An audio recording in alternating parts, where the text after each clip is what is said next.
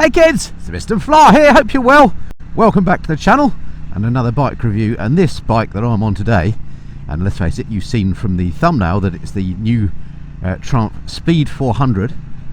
It's a bike that has been so requested on my channel, I cannot tell you. And I've been really anticipating having a ride on this as well. And I first took a look at these back around Christmas time when I had a couple of pre-production versions in the garage for a look at, but never got to ride. This is my first chance for a ride, and I cannot wait to tell you all about the Speed 400. Stick around and stay tuned.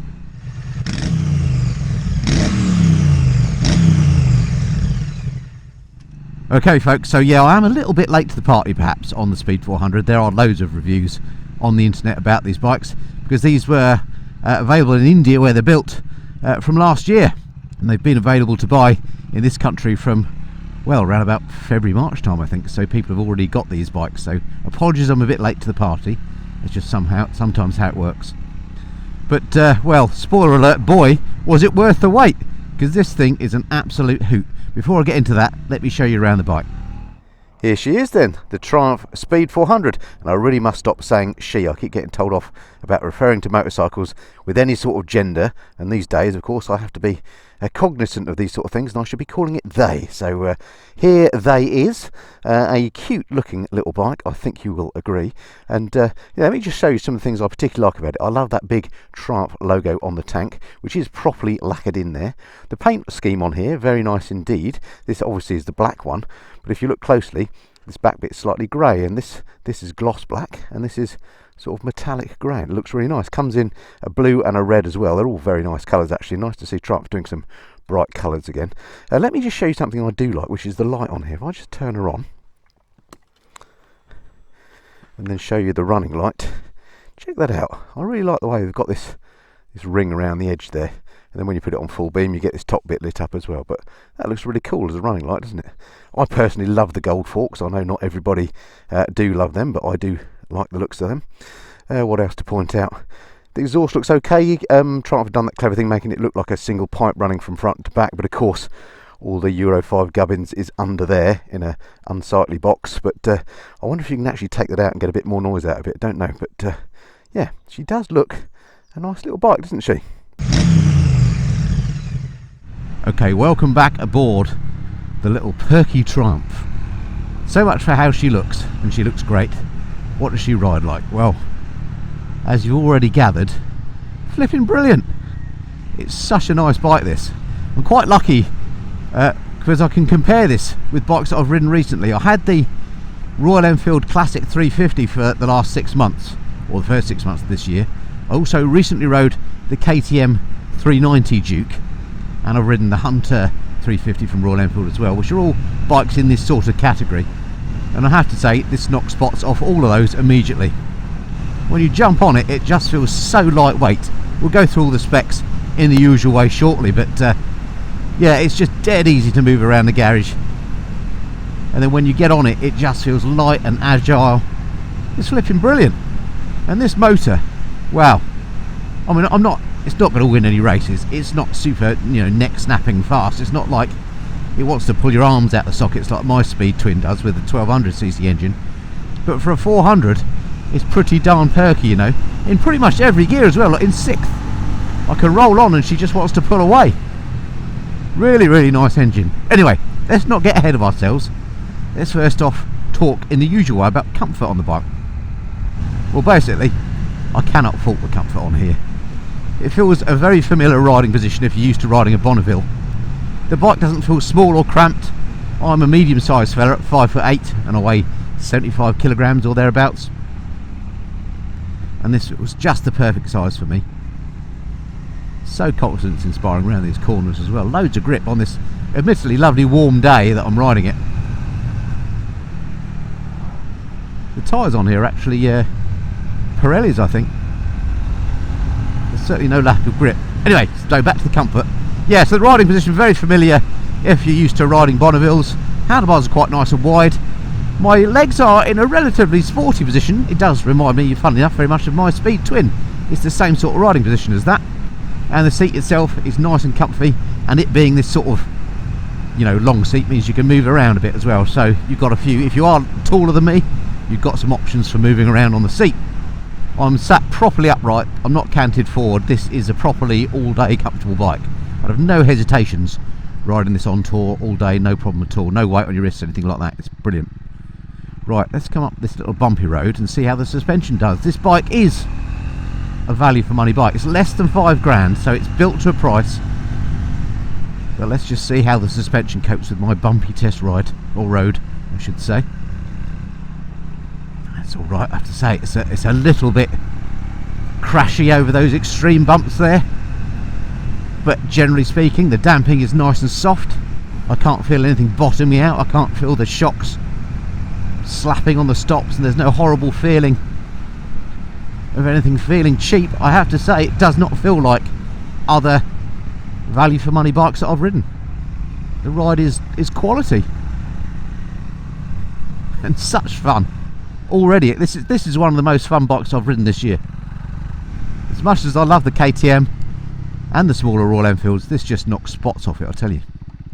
Easy to get my feet down when I come to a stop. That's always confidence inspiring.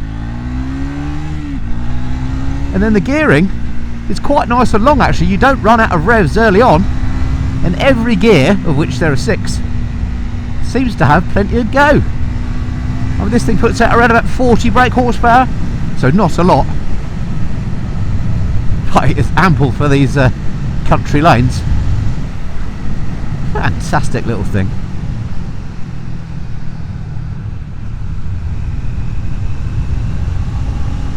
Loving this. Alright, while I'm enjoying the bike some more, let me take you through the specs.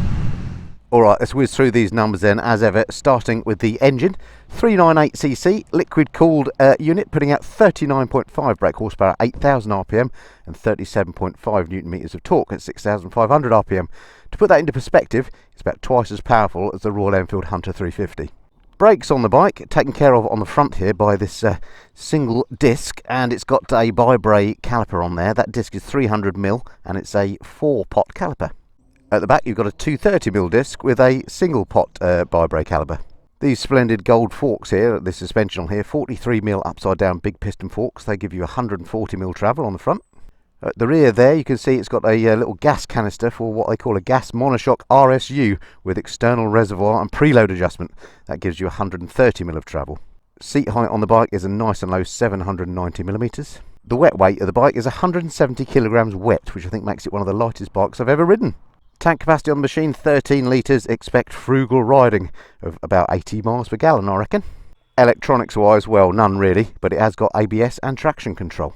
Price-wise, the Speed 400 is outstanding value at £4,995. If you want its slightly more off-roady brother, the Scrambler 400X, that will cost you £5,595. So £600 more for the Scrambler, but this is the one I think I'd have because this is just great fun on the road. Okay, welcome back aboard. So much for the numbers then.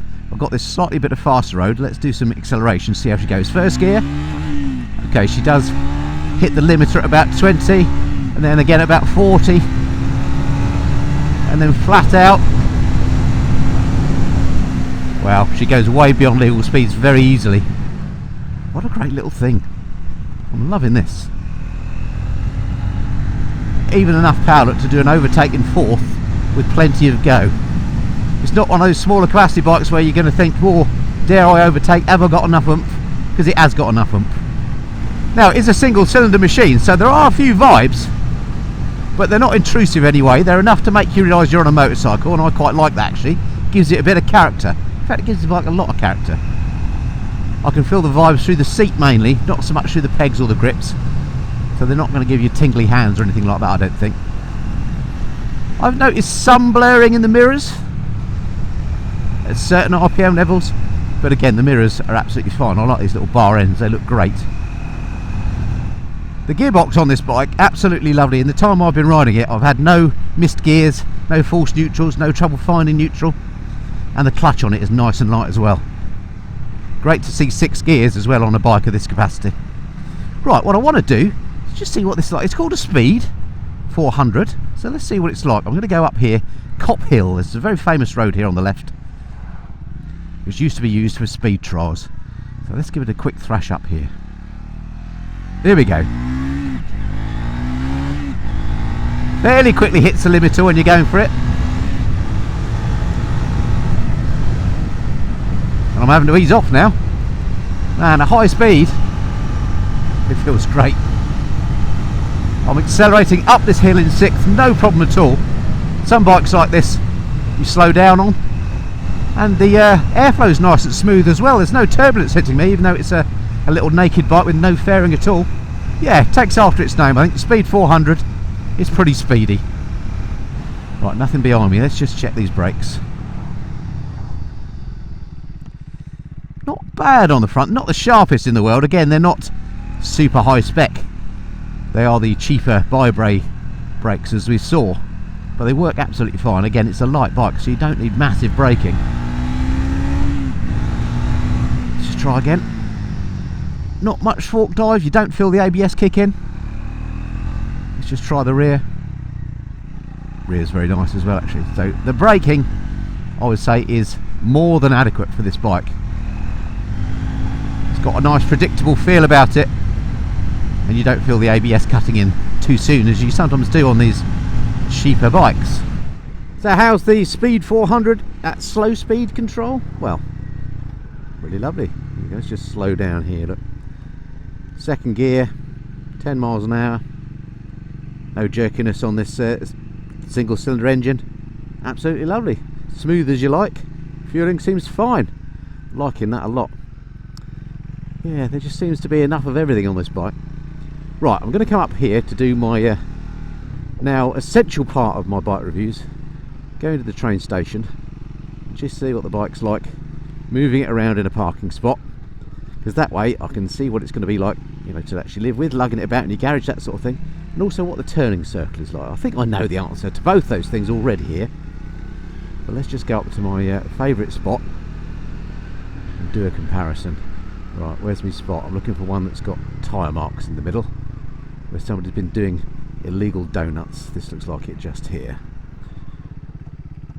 There we go. Right, parker there. Into neutral, which is a piece of cake. Stand, nice and easy to find, and turn her off. There we go. There she is. Oh, actually, just before I do that bit, let me just show you. When I did the look around, I didn't show you the rear light, and it's particularly nice on this, I think. Look at that. Looks cool, doesn't it? In fact, the whole bike looks cool from that angle. Lovely. Anyway, let's do the lugging about bit. So lifting her off the stand, absolute piece of cake. Round we go. I'll go to full lock now. Round we go. And up to there. Now, it does feel very, very light. It's got these little cutouts here, look, so you can get full lock so that the forks can go into those dimples. I'm not sure I like that, but it's obviously necessary. Anyway, I started in the middle of that one, and I ended right at this front edge of that one. Look, I've done this test many times. That's a pretty tight turning circle, actually. Often you'll be middle or end of that other space, so that's a nice tight turning circle on the bike. Easy to do, easy to turn round. Everything about this bike is easy. It's going to be super easy to live with, very confidence inspiring and frugal to run. What more do you want? What I love about this is you can absolutely thrash it, and you're not going stupid speeds, although you can still get yourself into illegal territory quite quickly on this. I'm really surprised how much go this has got. It's brilliant. You know, I was kind of expecting that the bike would either have plenty of shove at the very low end and then run out very quickly, or, you know, just be a bit meh throughout the rev range, but actually it's an exciting bike to ride on roads like this.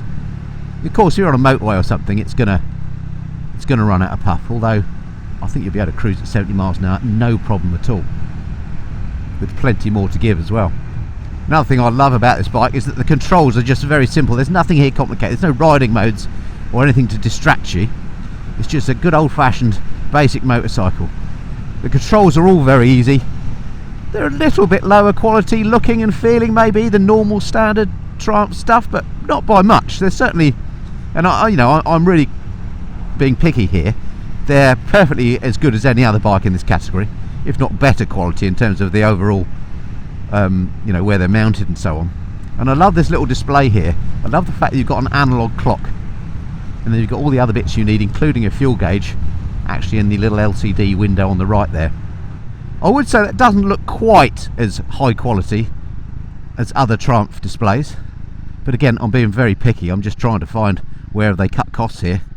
I suspect that display has come from a slightly cheaper supplier than other Triumphs. Oops, slow down a bit, look, you see? It's easy to break the speed limit on this thing. But yeah, it's a cute little display. I like the look of it. It's dead in keeping with this sort of retro style of the bike, and it's got everything you need there. Really like that. The only other thing that I can see that's maybe evidence of a slightly lower quality is this triple clamp on the top here where it says Triumph. Again, it doesn't look naff by any means, but compared to the one on my Speed Twin 1200, which is a nice sort of brushed aluminium affair, this looks a little bit cheaper made. But this is a cast item. Still looks good though. This is such a fun bike for around the lanes. I tell you what, when I first got this, I thought, well, that's going to be a bike that's going to be great for commuters because it's going to be frugal. You know, you're going to get 80 miles per gallon plus out of it, 300 miles from a tank maybe. It's going to be great for new riders to build your confidence on because it's nice and light. And that was basically where I thought it was going to sit. And whilst it is great for those two things, absolutely brilliant for those two things, it's also great if you're a more experienced biker and you just want a back lane blaster, a second bike maybe, something for a laugh, something that's a bit of fun to complement your, for the want of a better term, more serious bike.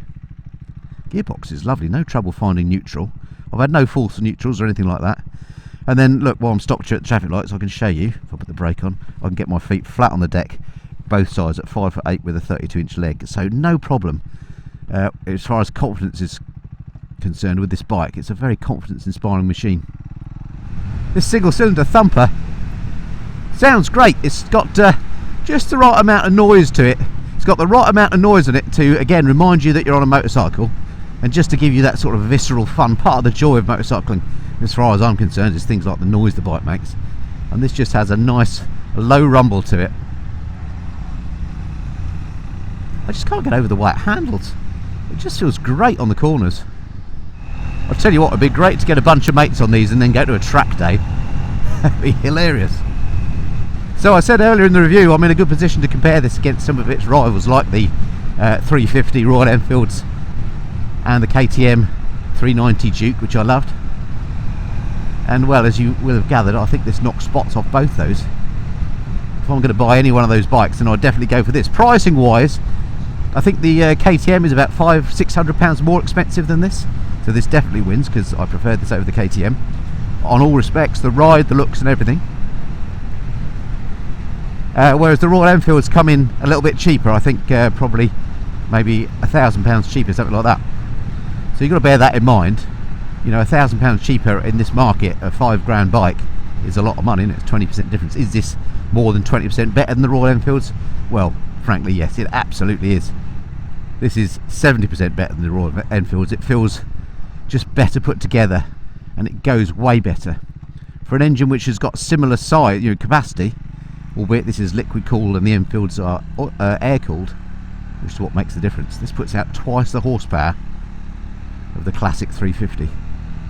And my big complaint at the end of my loan period with the classic 350 was it just didn't have enough oomph, whereas this one definitely has got enough oomph. In fact, I'm amazed how Triumph have got this much poke out of such a little engine. It's brilliant. So anything I don't like about the bike?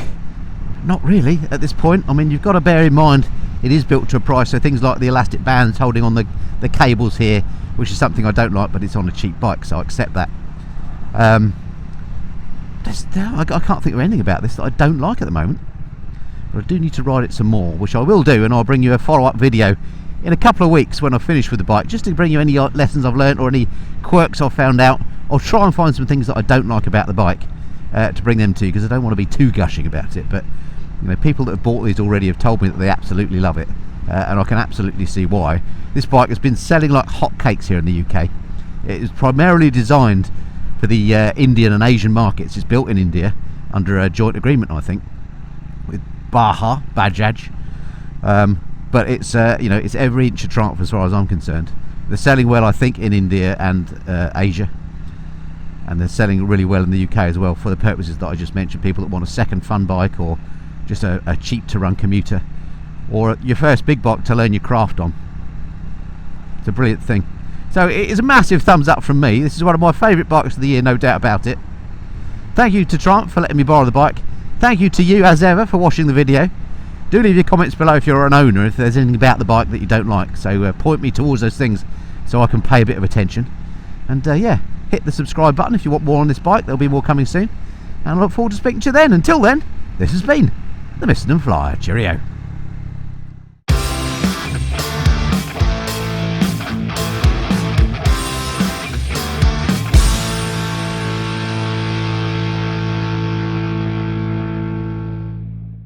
Look at that, a white van. Or is it silver?